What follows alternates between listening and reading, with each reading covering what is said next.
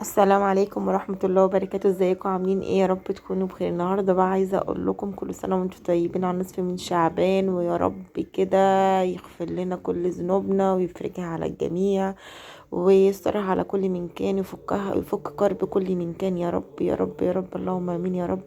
اللهم انك عفو كريم تحب العفو فاعف عنا جميعا يا ارحم الراحمين. النهاردة جبت بقى فسيخ، يعني سمك بوري، هعمله فسيخ يا جماعة. صلوا على الرسول عليه الصلاة والسلام، ومننساش الاشتراك واللايك. وتعالوا مع بعض اقولك اسرار الفسيخ التحفة، وتعالى اقولك ازاي تجيب الفسيخ ومن ازاي ومن عند مين بالظبط، ونوع الفسيخ ونوع السمك يعني اللي هتعمليه فسيخ. هقولك كل اسراره وكل تكاته وكل حاجة هقولك النهاردة في الفيديو. تعالوا بقى، جبت السمك وغسلته زي ما انتم شايفين. بصوا يا جماعه، اول حاجه مش اي بوري يتعمل سمك. لازم وانتي بتجيبي السمك البوري تقولي له عايزه اعمله فسيخ، بيجيبهولك بدون تلج. يعني هو لازم السمك يبقى ما تحطش عليه تلج.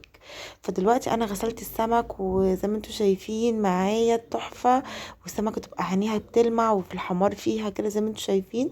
وغسلت النخاشيش بتاعتها زي ما انتم شايفين معايا برضو، وهصفيها خالص من الميه، وهحط بقى مناديل في النخاشيش بتاعتها عشان خاطر تصفي معايا اكبر كمية من الدم، وابقى خلاص بقى نقية جدا. وعلى قد ما تقدري تنشفي فيه، ما تخافيش خالص. عايزة اقول لكم ان دي طريقة اصلي الاصلي الاصلي من عندي، والله العظيم من منبعها. بس عايزه اقولك لما تحبي تجيبي سمك بوري تجيبيه خالي من التلج، وتوصي بتاع السمك تقولي انا عايزه سمك بوري اعمله فسيخ. مش السمك اللي بيتاكل العادي، لا ده بيبقى سمك مخصوص جدا جدا جدا جدا عشان يطلع معاكي ناجح وحلو جدا.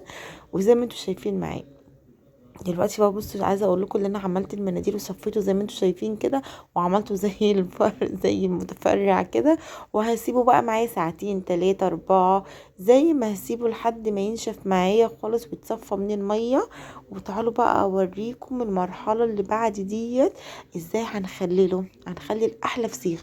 هنجيب نص كيلو من الملح الرشيدي، وهجيب كيس ملح ناعم، وهجيب شطه حمراء، هجيب شطة حمراء، وهجيب كركم. وهعمل ايه؟ هعمل الخياشيم بتاعته. هملاها بالشطة الحمراء والملح الناعم والحبة من الكركم، وحبة كمان من الكركم على الايه، على الملح اللي هو الرشيدي. هقلب ده وهقلب ده. وتعالوا بقى، تعالوا مع بعض كده اوريكم ازاي عملت الفسيخ التحفة. وعايزه اوريكم ازاي منشف معايا وازاي الشكل بتاعه النهائي. خلي بالكم من التركات البسيطه ديت. بصوا بصوا نشف ازاي، بصوا السمكه كانت عامله ازاي معايا. بصوا المناديل خلاص نشفت خالص، ما فيهاش اي حاجه.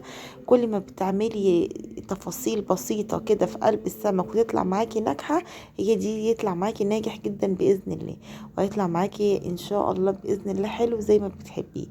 دلوقتي بقى انا جبت السمك ده تحفه تحفه تحفه، وجايباه من عند واحد متخصص هنا.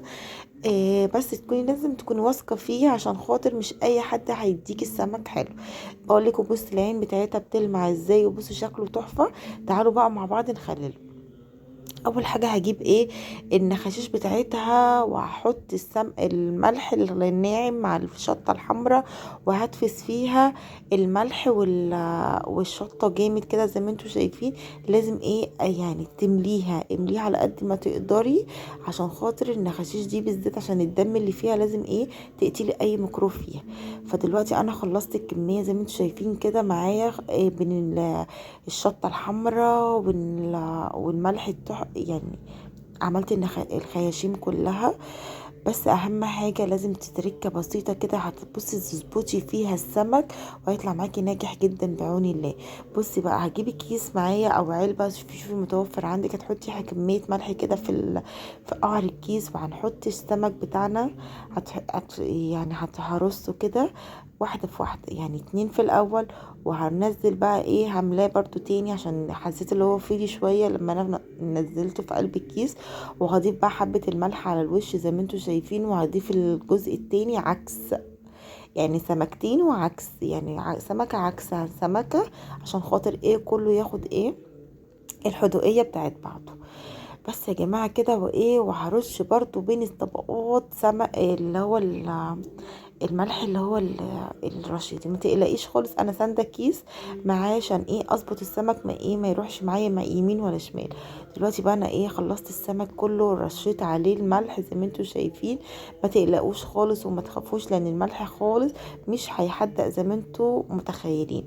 والسمك ما شاء الله كبير، فانت لازم ايه تحدقيه كويس جدا، تقفلي كيسك كويس جدا جدا جدا زي ما انتوا شايفين. وتجيبي بقى على قد ما تقدري كيس في قلب كيس في قلب كيس. بس عايزه اقول لكم اقسم بالله ماله ريحه خالص، السمك ده ملهوش ريحه خالص خالص حتى وهو جاي. يعني عارف ريحه البحر، هو ريحه البحر فيه.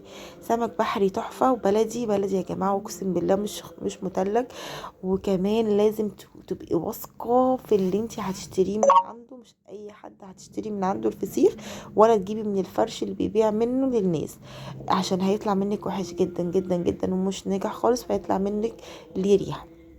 دلوقتي بقى ايه، حطيتي الكيس في قلب كيس في قلب كيس على قد ما تقدري، بقى ايه حطي الاكياس ما تخافيش. و... ولا قد ما اقدر كده قفلت عليه كويس عشان خاطر كله ايه يجيب بعضه.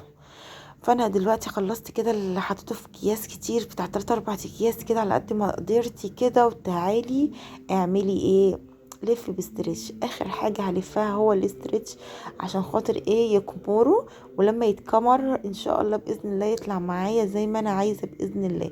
فدلوقتي بقى ده فسيخ العيد يا جماعة بقى، ويلا هنلحق العيد ولا مش هنلحق، هناكل منه قبل رمضان ولا مش هناكل. كل التفاصيل دي هنعرفها مع بعض باذن الله.